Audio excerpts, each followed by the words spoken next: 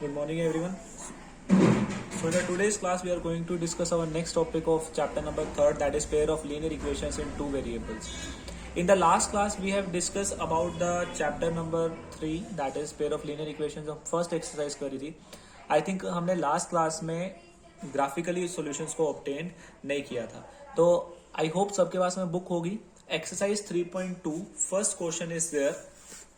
See, exercise 3.2 first question is, हम read कर रहे हैं तो देखना ध्यान से क्या होगा आपके पास में क्वेश्चन है कि 10 students of class 10th took part in a mathematics quiz यानी एक्सरसाइज है आपके पास में 3.2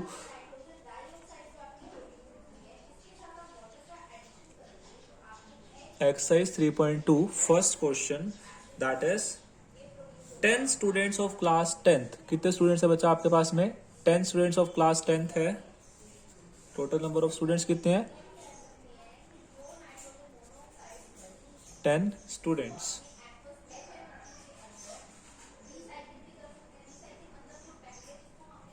ठीक है. अब आगे क्या बोला गया? In a mathematics quiz. Okay, mathematics quiz में है. If the number of girls is 4 more than the number of boys. Suppose हमने बॉयज के लिए मान लिए कि आपके पास में कितने हैं? x है और गर्ल्स है आपके पास में y. अब क्या बोला गया कि number of girls is 4 more than, जो नंबर ऑफ गर्ल्स हैं वो है 4 more than number of boys. क्या बोला गया? Find the number of boys and girls who took part in the quiz. आपको total number of girls and boys निकालने हैं जो आपके पास में एक क्विज में किसने लिए थे? पार्ट लिए थे. टोटल स्टूडेंट्स कितने थे? 10. और हमें पता है कि गर्ल्स और बॉयज यहाँ पे क्या है? दोनों ही थे. यानी कि x प्लस वाई मिला के क्या बना रहे हैं? 10 बना रहे हैं. यानी कि एक इक्वेशन आपके पास में ये आ गई और एक इक्वेशन क्या आ गई आपके पास में? ये आ गई. अब आपको चेक करना है कि टोटल नंबर ऑफ गर्ल्स कितनी थी और टोटल नंबर ऑफ बॉयज कितने हैं. पार्ट्स में क्विज करना है. हमें इस पूरे चैप्टर में आपको मैंने बताया ही था कि यहाँ पे x और y की वेरिएबल की वैल्यू निकालनी पड़ेगी. बहुत सारे मेथड्स होते हैं. चलो पहले डील करते हैं इसको ग्राफिकली कैसे करते हैं. सपोज ये इक्वेशन थी x plus y is equal to 10. ये एक बार इसको ऐसे लिख दिया हमने. फिर y is equal to 4 plus x है तो y इधर आके क्या हो जाएगा? माइनस हो जाएगा. यानी कि x माइनस वाई और 4 इधर आके क्या हो जाएगा? माइनस का 4. फिर आपको सिखाया था ग्राफ बनाने के लिए सबसे पहले आपको एक टेबल बनाना आना चाहिए. उस टेबल में आपको दो दो वैल्यूज निकालने आनी चाहिए. और वो वैल्यूज आप कैसे निकालते थे? देखना बच्चे ध्यान से. इसमें मैं टेबल बना दिया एक्स वाई. एक बार x को 0 रखेंगे और एक बार किसको 0 रखेंगे? y को 0. एक बार x को 0 और एक बार y को 0. तो ध्यान से देखना कि x को जब 0 रखा तो y की वैल्यू क्या आ गई आपके पास में? 10. और जब y को 0 रखा तो x की वैल्यू कितनी आई आपके पास में? 10. जस्ट इसमें पुट करके रखा बच्चे और कुछ नहीं करा हमने. सिमिलरली जब x को 0 रखा तो minus y is equal to minus 4. Minus से माइनस कट जाएगा तो आपके y की वैल्यू कितनी आ जाएगी? 4. जब y को 0 रखा तो x की वैल्यू कितनी आ गई आपके पास में? माइनस का 4. अब इसको ग्राफिकली ऑब्टेन करना है. चलो ग्राफिकली ऑब्टेन करते हैं. तो देखना ध्यान से कि सपोज इस वे में हमारा ग्राफ बन रहा है. ये हमारा क्वाड्रेंट सिस्टम होगा. ये आपको पता है पॉजिटिव एक्स एक्सिस होती है, ये नेगेटिव एक्स एक्सिस होती है, ये पॉजिटिव वाई एक्सिस होती है और ये क्या होती है? Negative y axis. अब मैं ना हर एक यूनिट को क्या ले रहा हूँ? 2 ले रहा हूँ ताकि हमने 10 तक बनाना है.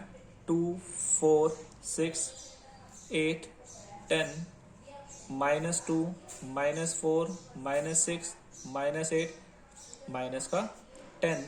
इधर भी 2 4 6 8 10 -2 -4 -6 माइनस का 8 एंड सो ऑन ही चलता जाएगा. अब देखना ध्यान से. जैसे x plus y is equal to 10 का बनाना है तो x की वैल्यू 0 और y की वैल्यू क्या होनी चाहिए? 10. आपको पता है ओरिजिन वाला तो क्या होता है? 0,0 होता है. x की वैल्यू 0 और y की वैल्यू 10. देखो ये पॉइंट आ गया. ये पॉइंट कौन सा है? 0,10. आपको पता है कोई भी पॉइंट होता है वो हमेशा किसकी फॉर्म में लिखा जाता है? x, y की फॉर्म में लिखा जाता है. तो देखा ध्यान से 10,0 x की वैल्यू 10 और y की वैल्यू 0. देखो y की 0 और x की 10. ये यहाँ प्लॉट कर दिया. 2 पॉइंट आगे और एक लाइन बनाने के लिए कितने पॉइंट चाहिए आपको? 2 पॉइंट चाहिए. ये बना दिया और इसमें वैल्यू क्या रख दोगे? x plus y is equal to 10 का ये ग्राफ हो गया। फिर चलो डिस्कस करते हैं कि x की वैल्यू क्या है 0, x 0 और y की वैल्यू 4, ये रहा आपके पास में। सिमिलरली वही बात करते हैं, y की वैल्यू क्या है 0, y की वैल्यू क्या आएगी आपके पास में 0 और x की वैल्यू क्या आएगी 4। तो देखना ध्यान से, माइनस का 4, तो ये वाला पॉइंट जब यहाँ पे इसको ज्वाइन करोगे तब आपके पास में एक ये इस वे में लाइन आती है, और जिस लाइन पे या जिस पॉइंट पे ये दोनों लाइंस क्या करती हैं, इंटरसेक्ट करती हैं, ये आपके पास में क्या हो जाती है, वैल्यू हो जाती है x और y की। यहाँ तो हमें फिक्स वैल्यू नहीं होगी, क्योंकि ये देखो यहाँ पे तो हमारे पास में अगर ग्राफ बनाएंगे तो कुछ इस वे में आ रही है, यानी कि 4 और 6 आ रही है। पर लेकिन आप अगर इसको ग्राफिकली चेक करोगे तो आपके पास में वैल्यूज क्या आएंगी, डिफरेंट आएगी। सो मैं आपको एक्यूरेट आंसर बता देता हूं कि एक्यूरेट आंसर क्या है, फिर आप इसको अपने आप जब ग्राफ पे बनाओगे तो क्लियरली क्या है आपको इसका आंसर मिलने वाला है।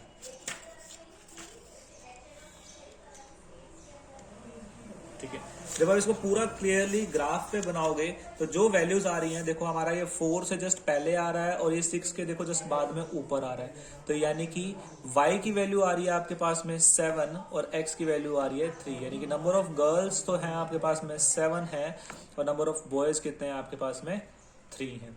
सो ये था आपके पास में एक्सरसाइज 3.2 का फर्स्ट क्वेश्चन। तो अब देखना ध्यान से, सेकंड क्वेश्चन सेम ही है, सिर्फ आपको इक्वेशन बनाना सिखा रहा हूं, ग्राफ वाला पार्ट आप क्या है इसका खुद करने वाले हो। तो देखना ध्यान से, सेकंड क्वेश्चन है 5 pencils and 7 pens together cost ₹50। और उन्होंने बोला कि 5 पेंसिल्स हैं, ठीक है, और 7 पेन्स हैं, दोनों आपस में मिलकर आपको क्या देते हैं, ₹50 की कॉस्ट प्रोवाइड करते हैं। चलो वही बात करते हैं, अब आगे क्या बोला गया कि 7 pencil and 5 pens together cost ₹46। जो 7 पेंसिल्स हैं और क्या बोला गया, और 5 पेन, अगर उल्टा दे दिया वो टोटल मिलके बनाते हैं ₹46। अब क्वेश्चन आया कि find the cost of 1 pencil and that of 1 pen. आपको वही ग्राफ बनाना, कट करना है, पहले उसको इक्वेशन बनानी चाहिए। चलो मान लिया कॉस्ट ऑफ पेंसिल मान ली x है और कॉस्ट ऑफ पेन मान ली क्या है, y है। जब वैल्यू आप इक्वेट करते हो तो देखना क्या इक्वेशंस आती हैं, 5x plus 7y is equal to 50, और वही बात करते हैं यहाँ पे, that is 7x plus 5y is equal to 46। जब आप इसको इन दोनों इक्वेशंस को इसी वे में ग्राफ की तरह आप इसको सॉल्व करोगे तो आपके पास में एक पॉइंट ऑफ इंटरसेक्शन मिलेगा इस टाइप से, वो आपके पास में क्या हो जाएगा, x और y की वैल्यूज हो जाएंगी। हम x और y की वैल्यूज के लिए और भी मेथड्स करेंगे, वो हम हमारी नेक्स्ट क्लास में डिस्कस करने वाले हैं। अब देखना ध्यान से बच्चे, नेक्स्ट क्वेश्चन आता है आपके पास में एक्सरसाइज 3.2 का सेकंड है। देखना एक ही क्वेश्चन करवाऊंगा इसमें, आपको एक क्लियर हो जाएगा। सपोज मैं आपको इसका सेकंड पार्ट करवा रहा हूं, इसमें क्या बोला गया, on comparing the ratio A1/A2, B1/B2, C1/C2। कल आपको बताया था कि रेशियोज हमने कंपेयर करने हैं। Find out whether the lines representing the following pair of linear equations intersect at a point parallel or coincident। और याद करो आपको बताया था कि जब आपके पास में रेशियो, वापस से रिकॉल करवा रहा हूं, जब रेशियो देखना ध्यान से A1/A2, B1/B2 और C1/C2 इक्वल होते थे तो आपके पास में क्या होती थी, कंसिस्टेंट लाइंस, या आपको उनको क्या बोलते थे, कोइंसिडेंट होती थी, और उसके सोल्यूशन कितने होते थे आपके पास में, मैनी सोल्यूशंस होते थे। वहीं अगर आपके पास में क्या हो जाता था कि A1/A2, B1/B2, C1/C2 ये लास्ट वाला अनइक्वल हो जाए और पहले दो इक्वल हो जाते तो ये इनकंसिस्टेंट होते थी, और आपके पास में क्या होती थी, नो सॉल्यूशंस होते थे या पैरेलल लाइंस होती थी।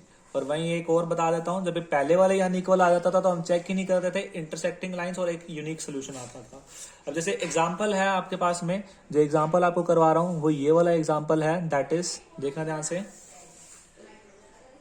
9x plus 3y plus 12 is equal to 0, 18x plus 6y plus 12y plus 24 is equal to 0। तो देखना ध्यान से, A1 क्या है, 9 है, A2 क्या है, 18, B1 क्या है, 3, B2 क्या है, 6, C1 क्या है 12 और C2 क्या है 24।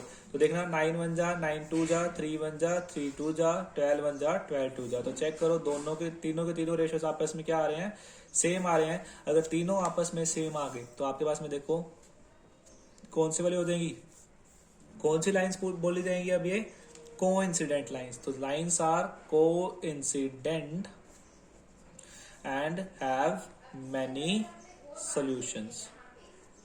क्लियर हुआ है यहां तक बच्चा पार्टी? अब देखना ध्यान से, इसी वे में थर्ड क्वेश्चन है।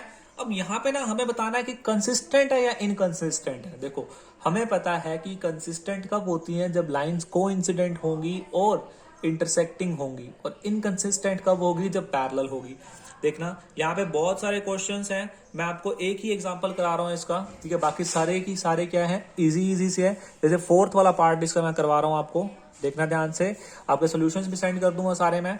देखो 5x minus 3y is equal to 11,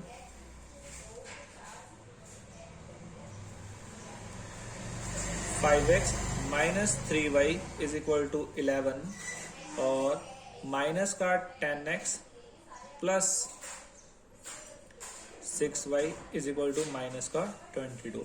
अब सबसे पहला जो हमारा मेन काम आता है ना, इनको इक्वेशन को कन्वर्ट करना होता है, ठीक है। आपको सारे के सारे एक साइड लेके आने हैं, मतलब एक साइड क्या बचना चाहिए, 0 बचना चाहिए। देखो ध्यान से 5x माइनस का 3y, 5x माइनस का 3y, 11 इधर आके क्या हो जाएगा, माइनस का हो जाएगा, यानी कि माइनस का 11 इधर क्या बचेगा, 0।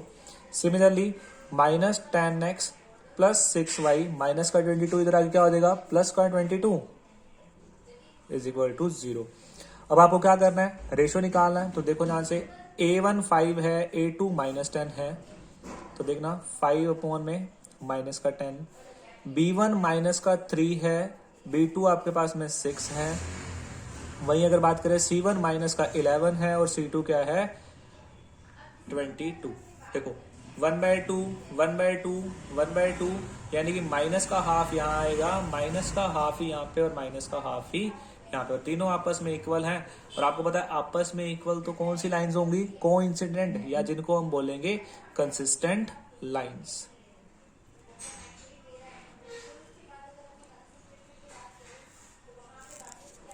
ठीक है, तो बच्चे जो नेक्स्ट टॉपिक्स वगैरह हैं ये हम हमारी नेक्स्ट क्लास में करने वाले हैं। आज हम इतना ही करेंगे, आपको सॉल्यूशंस वगैरह इसके मैं सेंड कर दूंगा। So thank you and have a nice day.